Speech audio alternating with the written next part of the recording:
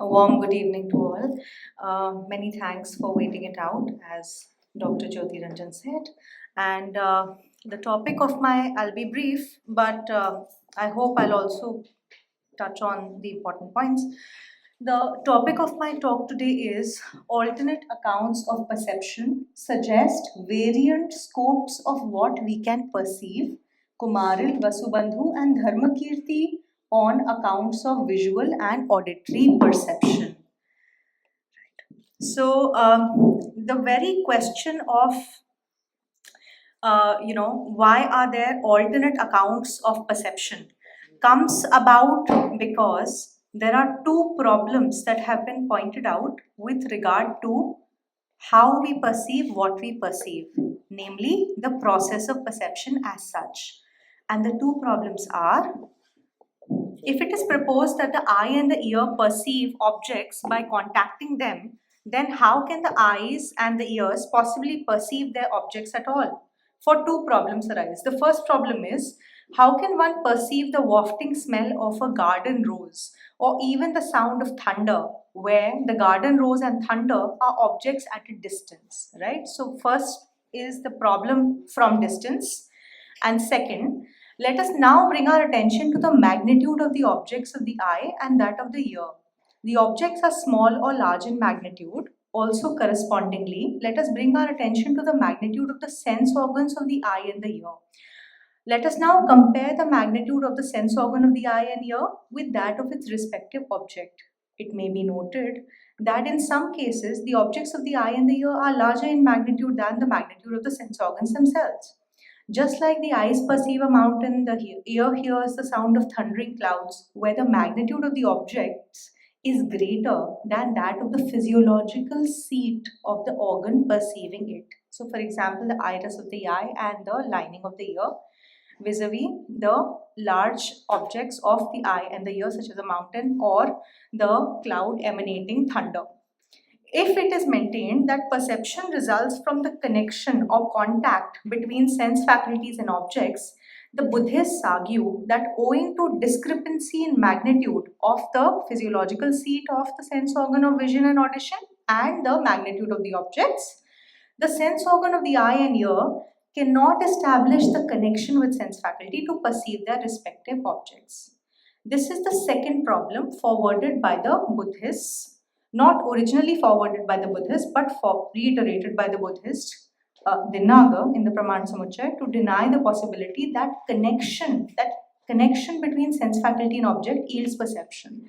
So these two problems against the proposal that the process of perception plays out by the senses contacting or coming in connection with the objects, right?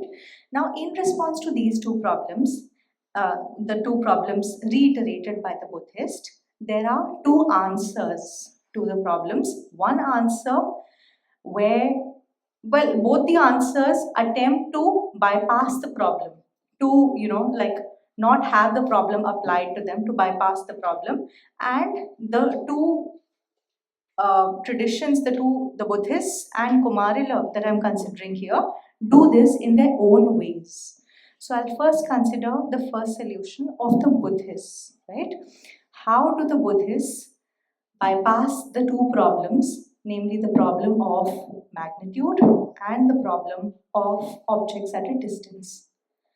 The Buddhists narrate, so to explain visual and auditory perception in terms of the eye and the ear coming in contact or even in connection with colors, shapes and sounds is to obstruct our aim of explaining them in the first place. For the eye cannot see the eyelash that has gone into the eye. The Buddhists steer clear of the problems that result from this proposal by offering that the eye and the ear directly acquaint their objects. And as Professor Madhumita also had quoted from the Abhidharma Samuccaya, if I recollect, Sakshat Pratitihi is the quote-unquote from even Dharmakīrti, Raman Vartik. Direct acquaintance. The eye directly acquaints the mountain at a distance. The ear directly acquaints the thunder emanating from the clouds much at a distance, at a much greater distance.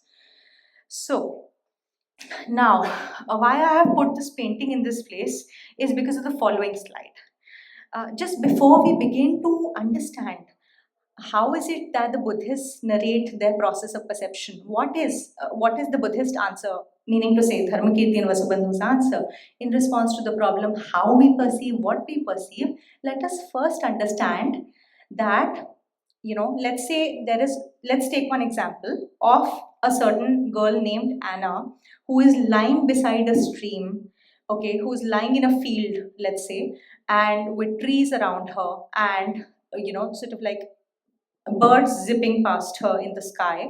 And she's also able to hear, let's say there's a stream nearby, she's also able to hear the gurgling sound waters, the rush of the waters of the stream. So with regard to how does perception play out in the account of the Buddhist, my answer as I've articulated it is that Anna does and does not perceive. If you see the second line, second point, it may be remarked, Anna does and does not perceive objects as we understand them to be. In other words, Anna does and does not perceive as we understand perception to be. Okay, so one by one I'll give my arguments for how Anna does not perceive as we understand perception to be, and thereby the other position. So keeping the example in mind, this example namely. Okay, so when we make sense of the Buddhist account of perception, and why do I do this? It's because of this. When we make sense of the Buddhist account of perception as approached from a common sense understanding of the term perception by taking this example. So I'm trying to, largely the attack is, as we've all been hearing from the morning, right? That it is nirvikalpaka, non-qualificative, non-predicative, immaculate perception that is only perception for the Buddhists, right? Now for some people who've heard this for the first time, it may just seem to be counterintuitive, right? Because as Professor Chakrabarty also pointed out in his talk, that perception is only perception as long as it serves an action. And Professor Chattopadhyay also defended how come non-qualificative perception also serves purposeful action, right? So my attempt to do this methodologically, which is Anna does not perceive as we understand perception to be, and arguments in favor of Anna does perceive as we understand perception to be.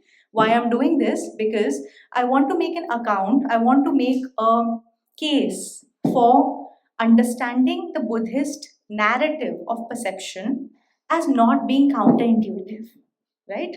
So it may be remarked, Anna does and does not perceive objects as we understand them to be. She does not perceive objects as we understand them to be, as she sees a patchwork of white and black of a certain shape zip past her at a distance and hears a gurgling coarse sound coming from a distant source, and the fragrance of magnolias not identifies as the fragrance of magnolias as such, right? Because it's non-qualificative, it's non-predicative. These are raw sensations, a legit variety of perception, or rather the only variety of perception as the Buddhists would have it.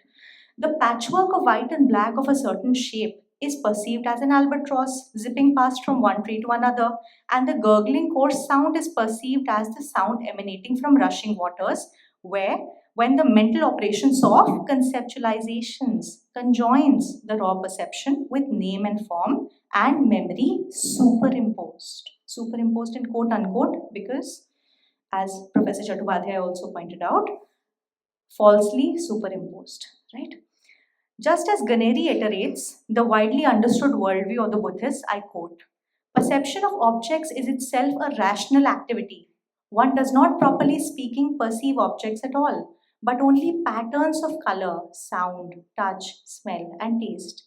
From their sequence in time and arrangement in space, one infers the presence of an object of one kind or another. Right? As Professor Chakrabarty also pointed out in the morning, that qualificative perception is almost a kind of reasoning, right? And thereby inferential. Reason here is a mental faculty of construction, synthesis, and superimposition of name and form.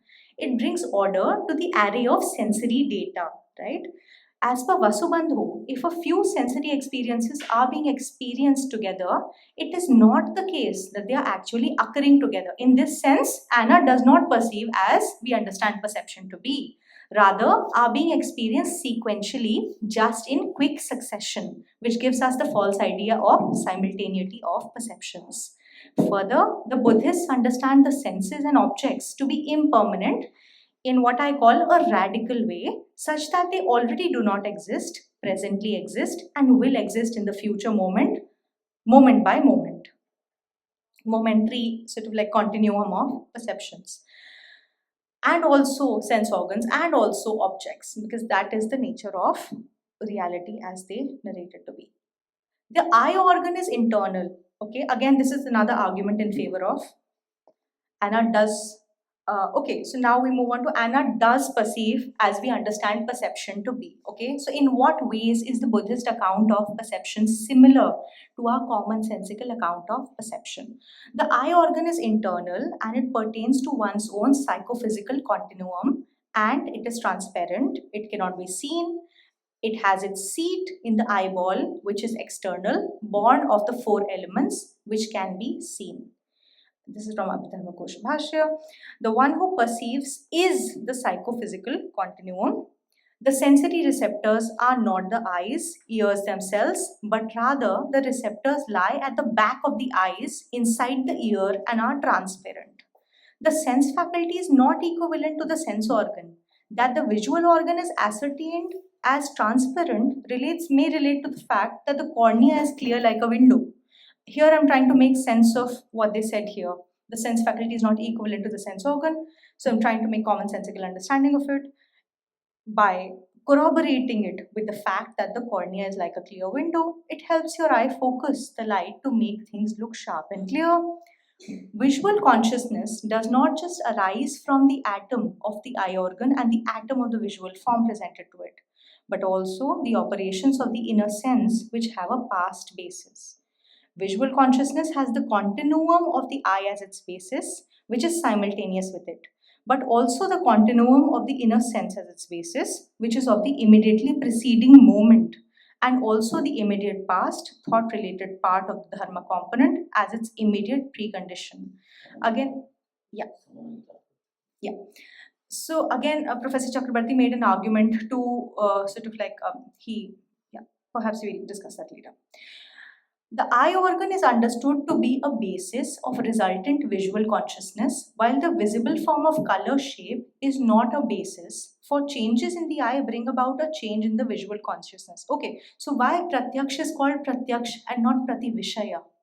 This may be understood as corresponding to the functionality of the cornea, which helps your eye focus the light to make things look sharp and clear, and the functionality of the iris.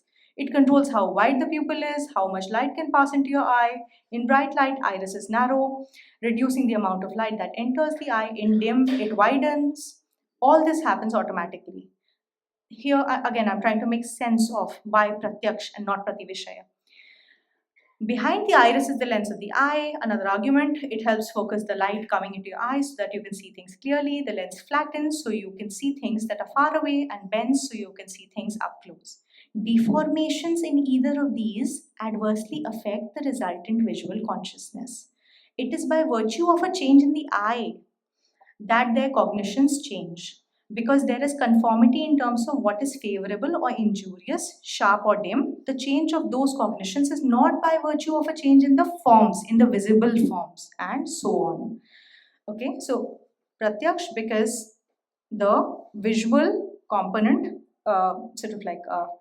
corroborates to it. Okay, so here is an image for you to imagine, since we are discussing how is it that we perceive what we perceive by two divergent accounts, right? So the eyes of this child in blue looking at the tree, the eyes of, which is, in other words, in the Buddhist terms, the eyes of the child in blue directly acquainting the tree, Sakshat Patitihi, as Dharmakīrti puts it. Now let's understand, the middle part of the presentation, let's understand how is it that we perceive what we perceive. Precisely how do the eyes directly acquaint visible form? Let's do this by tracing the sequence of visual perception. Okay, the sequence of how visual perception unfolds in time. Owing to the dissimilar magnitude and the necessity of objects to be at a distance, it's hard to imagine that the eye and ear come in connection with the albatross and the stream when perceiving them. Rather, the possibility of the eye directly acquainting the albatross and the ear directly acquainting the sound of the stream seems like a plausibility or likelihood. It remains to be asked, how, does this actually happen? Okay. The Buddhist understanding goes a step further and says that the visual sense strikes the object when there is a desire to see it. All these I have taken up from, this is from the Arthasalini. The eye's main job is to detect patterns of light. Then they work with your brain to turn those patterns into images, right? Merely a sense stimulus and a sense receptor does not give rise to sense perception. Further, does not do so immediately.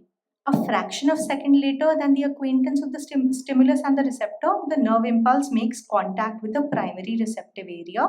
It gives rise to sensation. Here I've supplied some words from common sense scientific understanding to make fuller sense of what I've gathered from my Buddhist sources of Buddhaghosha, Vasubandhu, mainly. This contact, this is very important because earlier, you may ask the question that since we are annihilating contact in the process of perception on the face of it, right? Because we are saying that the eye directly acquaints the mountain and the ear directly acquaints the thunder. So you may ask, from where is the contact of phassa, which in Sanskrit translates to sparsha? Contact is coming into the picture, right? So as I said, we're looking at visual perception sequentially here, right?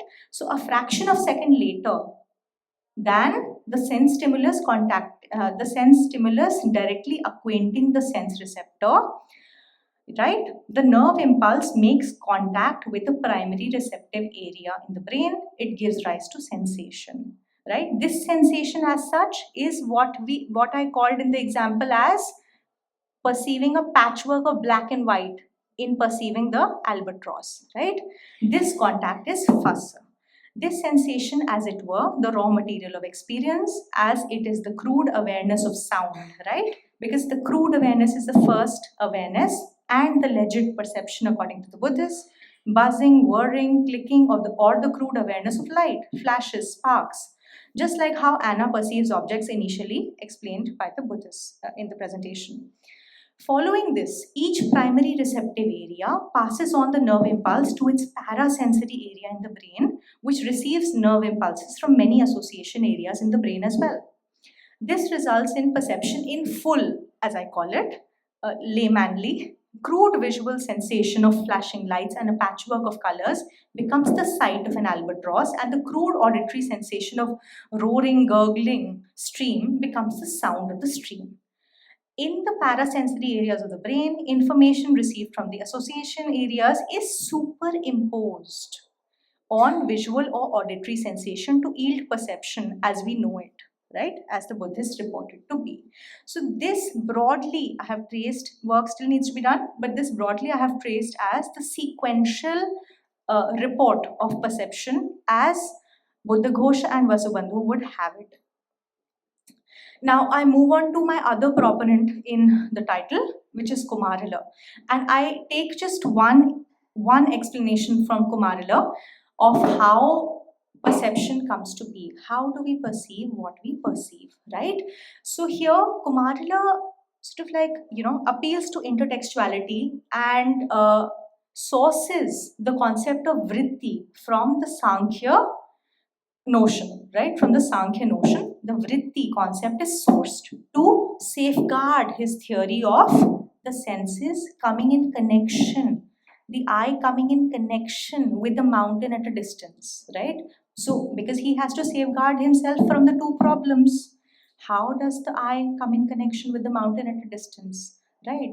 And how does the eye faculty which resides in the small, like this much eyeball, come in connection with the large mountain at a distance? So magnitude and distance. Again, so to safeguard his, he still maintains in the Shloka Artika that the eye comes in connection, and so do the all five the sense organs. I'm just taking the case of the eye here. The eye comes in connection with the object at a distance, right? He is still maintaining it. And to explain Samprayoga connection further, in other words, he sources the concept of vritti, right? So, like as I would tell you, we can imagine here. Yeah, this would help. Okay, so let's say the child in blue looking at the tree above. Okay, so Kumārila would say something like, the visual faculty, which is not the same as the sense organ of the eye, leaps out of its seat, adhishthana, of the pupil iris, and comes in connection with the object at a relatively safe distance, because greater distance really can't be seen. Comes in connection, grasps, takes the form of, let's say, the branch being seen here, the middle, at the middle of the tree, the branch being seen by the child in blue. Okay, takes the form of the branch and comes back to yield resultant perception, right? So I repeat, one way of explaining how is it possible, given the problems of magnitude and given the problems of distance, how is it possible at all to still maintain a connection thesis, right? So the eye faculty, which is not the same as the eye organ, we have already established it, right? So the eye faculty leaps out, goes out of the adhisthana, the sense organ of the eyeball, to come in connection with the branch of the tree and to grasp it. And how do I explain it? To defend it in a non-counterintuitive manner, I explain it with the example of, let's say, even in modern scientific terms, we know it by our, class 10th grade science textbooks, that we get to form a picture of whatever we see, at some point in the brain, right? So this is how I explain the grasping of the branch of the tree and the coming back of the visual faculty as such. So that becomes possible because Kumārila resorts to the concept of vritti of Sankhya, and he says here, as you can see here on the screenshot that I have taken. All right. Yeah, and similarly is for the auditory faculty, which I will skip here for time's sake. Yeah, so that's about it from my side. Thank you so much for your patient listening.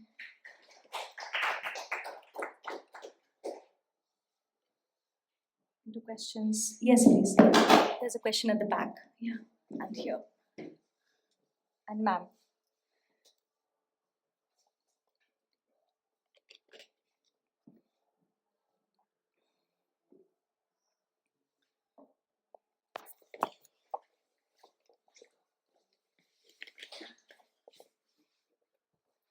Sarvebhyo Namaha.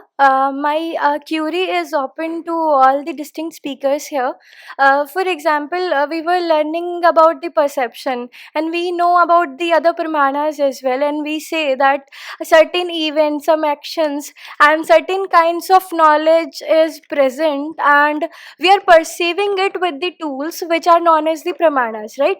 And apart from the Brahmana concept, or the concept of Brahman, and the Shunyatavad in the Buddhist philosophy, there can be certain events or examples where all the pramanas can fail and prior knowledge is required. For example, if there are two persons talking about something, and one is coming late and the other one is saying, "Arey, aap bahut jaldi aaye hain," and the perception from the sensory organ without the prior knowledge of this Vyanjana and Lakshana, you will be taking it as okay, so the person is coming earlier. So is there something in our ancient Indian philosophies where the pramanas are not fully complete, and there can be some examples or some events where certain other kind of tools are required for those means of knowledge? Can you elaborate about this? I see. So, would you like to illustrate with an example your question, please? Uh, She did, yeah, Lakshana and Vyanjana. Yes. So your precise question is that, how I understand it, are there such cases where the pramanas which we have that we study about in classical Indian systems fail or fall short, right? Yes, ma'am. And something besides pramana. But like in your example also that you mentioned, that we have to resort to lakshana and vyanjana in the case that, oh, you've come so early, like a student walks into the class and the teacher waits and says, oh, you've come in so early, I have 10 minutes into the class, right? So there also, don't you think that lakshana and vyanjana are a part of verbal testimony that are being employed by the listener of, oh, you've come so late, to understand the question? What do you think? Ma'am, I was thinking that this verbal testimony, what we perceive, what I perceive personally, is something which is told to us by our elders, and which is which can be history as well. That okay, something happened, and if my grandfather has told me, and there can be value systems as well, which we get from the verbal testimonies. We follow the same.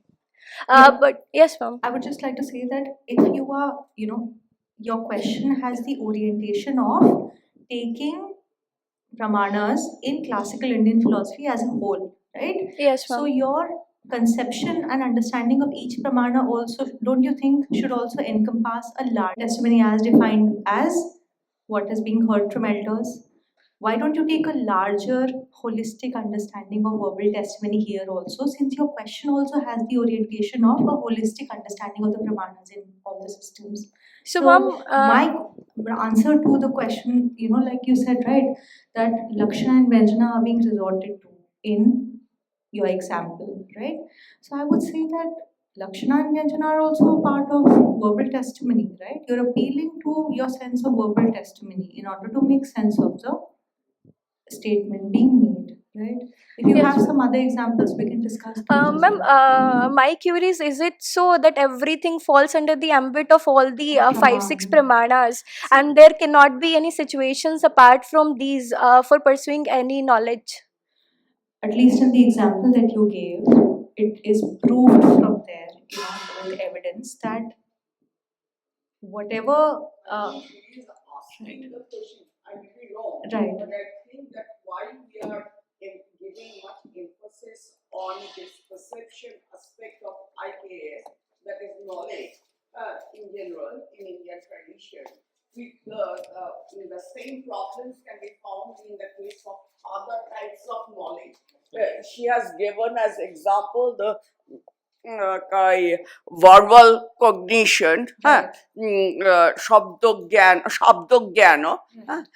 and in that case, when we speak, make a distinction between lakshana and vyanjana, that is also different from what we understand or ordinarily understand. So I think her question is, why is it not necessary to bring such elaborate discussions on other types of pramana? Am I right?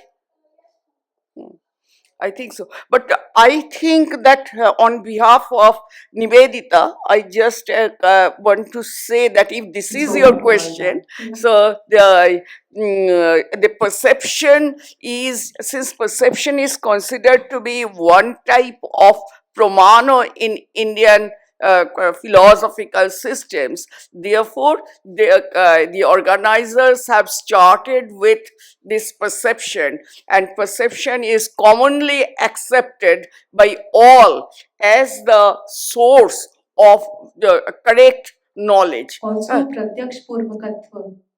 Yes, that Pratyakṣa is. purvakatva. And it is the primary source, that is, on perception is dependent the all other sources of knowledge. That is unless yogya, which is a sensory perception. But I think, just to reiterate, ma'am, your question is also one side of her question. But I think what you are trying to ask is, dear student, that within the ambit of all the pramanas, 6, 7, 8 pramanas that Indian classical systems taxonomize, are sources of knowing covered? That's what you're asking, right? And if anyone wants to answer that, Professor, would you like to answer? I'm not anyone. I'm like, my leaning my leaning, it's an open-ended question. I would think about it, but my leaning, as far as I have studied and known, is I would say a yes, although, but I would just think about it and get back to you also. Yeah. I think that her question was very valid. Right. Your answer that it is part of Shabdabodha, Right. a system of understanding other people's words. That's very correct. What is interesting is that, and she may not know, Right. is that Shabdabodha itself, Yeah.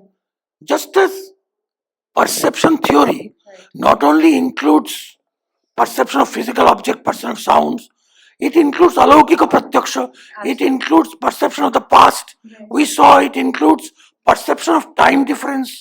Perception of other persons also. It's huge. Yes. Similarly, understanding of words, Yes. whether text, scriptures, or other people, or your body, or sarcasms, like Vyanjana. I want to look at her. So, sarcasms, like a sarcastic comment, this is all overall bringable under the heading of Shabda Gyan, from words. Okay? And as they said, but there is an interdependence of the sources of knowledge. As far as your dissatisfaction that these kinds were not discussed, remember, this conference was about enigmas of sense perception, widely understood as suprasensory perception also. This is not at all. We haven't even scratched the surface. There has to be at least 20 conferences on inference. Right. Right? Inference.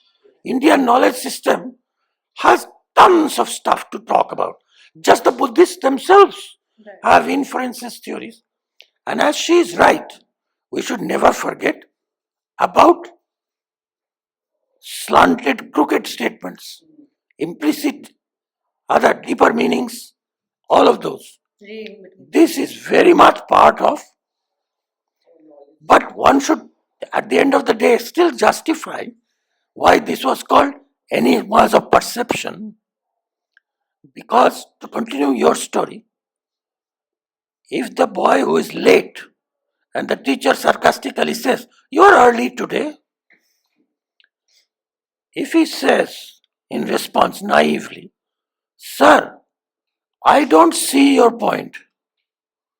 I am not early, I am late," then he is using the word see as a perception word. So, in that sense, you could include everything under perception. But the Indian attitude is just your attitude. If two pramanas is not enough, Charvakas said everything is perception, rejected by the Buddhists and the Sankhas, two sources, perception, inference, rejected by yoga, perception, inference, testimony, rejected by Nyaya, perception, inference, testimony, analogy, rejected by Mimamsa, 6 sources. No. If you add a 7th source, well and good. So be it. So be it. Thank you. One question. Professor has a question. No, I don't have any question. Okay.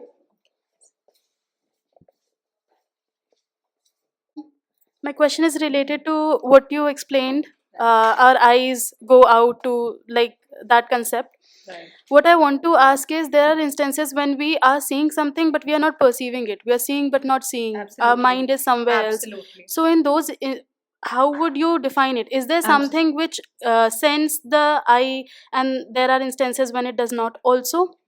There's one more question ki, is it how do we conceptualize this? Because there's this thought faculty where we think about something very distant and like there are so many thoughts, so we cannot conceptualize that as my thought went to that place and then now it's going to another place and that is happening. So there must be some other mechanism by which it works. If that is true for the case of thought, then that should also work for these senses, and there would be no necessity for them to go to an object and then have that sannikasha or the concept that we were talking about. I'll answer your first question first and then I'll demand a clarification for the second, right? Okay, so the first question that you asked is that let's say I'm looking at you, but I'm not really looking at you. My mind is lost, right? In response to this, the second proponent who makes the use of vritti, right, leaping out of the senses, Kumārila Bhatta, he himself gives us a theory, okay? He says that as long as the senses are in connection with the objects in the present, okay, and the connection is not just of the eye and the object, but the connection is of the object, the eye, the mental faculty, or the inner sense, also called the inner sense, and the soul. Okay? So, as long as the connection of these four is established, there is perception of your face in front of my eyes.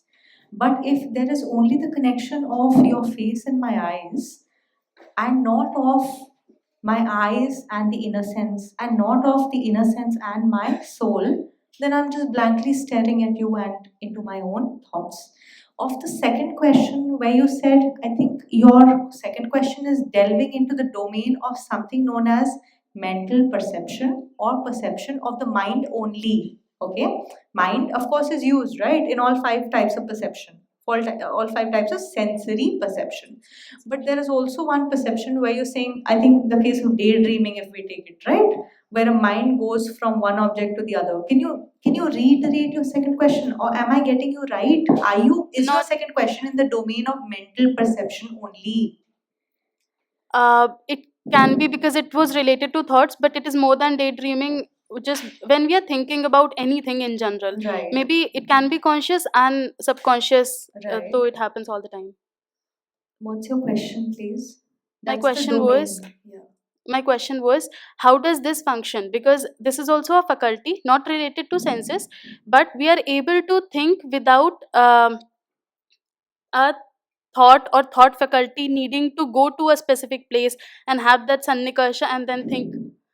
So How basically she is asking how the vritti how? part is functioning. Right. Actually, we will coming back. Right. Being of the Indriyas.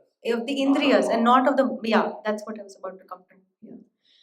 So Professor answered it for me. But perhaps she means Mana, manas. manas indriya. Yeah, that's what I said. Of the domain of mental perception. But then vritti answer will not. She didn't ask about mental perception. She asked about thought or consciousness. Consciousness doesn't travel. Consciousness is everywhere. And this Uh, sort of question, I think the Buddhists will not answer.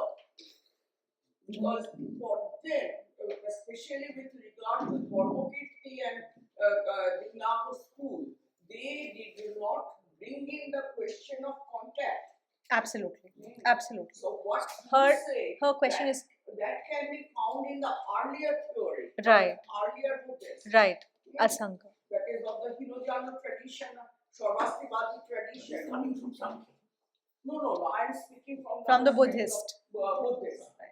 So from that perspective, this question will not arise. Absolutely. Because for Enigma and others, this sort of determinate perception is not a perception at all.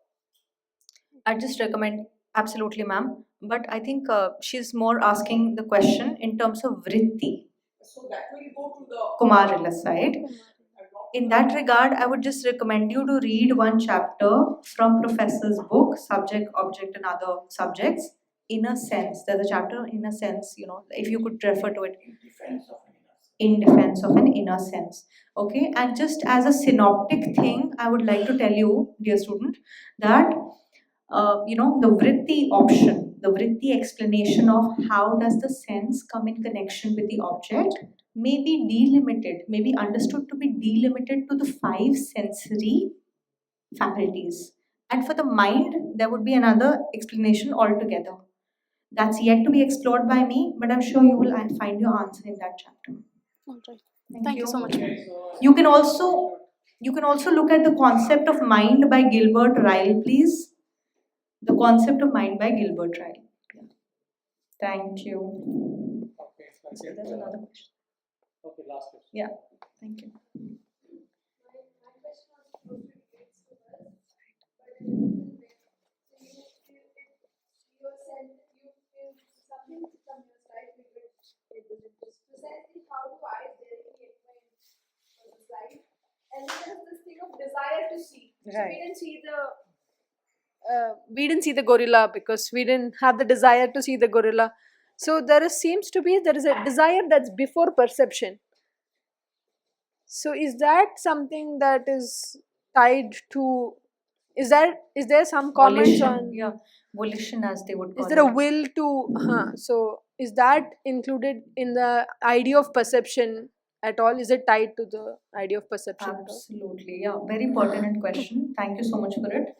I'm yet to, for textually answering the question, I'm yet to research on it. That is an aside that I had kept for myself as well. But volition before perception for seeing or hearing or sensorily perceiving any object as such. Volition, the existence and the need, the sufficient condition of volition, will, desire, That seems to be the first step ichha towards before perception. I leave the question open to the audience, the scholastic audience here. Mike, please. Just a small thing about desire. There's huge literature, and I'm sure the IPS people will get on to it. Buddhists have discussed this the most, the role of vasanas, and desires come from habits. And what is interesting, the Yoga Sutra discussion of memory, what we remember and what we forget, is directly connects it with what we desire to remember and what we desire to forget. And so somebody who remembers every Hindi movie song after 10 years of it, cannot remember the periodic table because of desire. But I don't know whether in this whole audience, at least on the women students, if there is anybody interested in feminist epistemology, even if there isn't, one of the major contributions of feminist epistemology has been to emphasize the role of caring in knowing something. Now, when you take care of a patient or somebody sick, okay, I'm mentioning this because this has something to do with the Sanskrit language. In every Indian vernacular, which is derived from Sanskrit, there is a word for nursing and taking care of a mariz, of a sick patient. Are you talking about Bri? No. A common word, shushrusha. You know what that means in Sanskrit? Desire to hear. So to care for somebody is to always want to hear how is she feeling, what is her symptom. And a bad nurse does all her duties, but if you tell her, today I'm feeling bad, she will go away. She doesn't care because she doesn't have shushrusha. So shrotum ichha, sunne ki, Lending in your lending is a bad English word. Okay. It's good for capitalist economy because then you are expecting an interest out of it. Because when you lend money, then there volunteering in you. Yes. I hope you don't care for people hoping that you'll get something out of it. But so shrusha is a very nice desire word. Similarly, didriksha, to see, right? When a friend comes, the mother who hasn't seen a child who is gone to hostel for 6 months, when she comes, she notices every six and every crack in the skin. Why? Because she has didriksha. Okay. No, this is san pratyaya. San pratyaya. Didriksha, all of them. Didriksha. And what is interesting, that gives you details of visual perception and of knowledge. And that's why a caring physician is one who has shushrusha. And just to my last comment, please. So as you said, right, well noted, when there is a desire to see it, right? I'll just give you the textual reference for it. This I have picked from the Salini of Buddha Kosha. You may refer to it if you like. Professor, I wonder whether desire here would have any correlations with dispositions. Could be, but that's a technical. Right. Okay. Thank you so much. Thank you.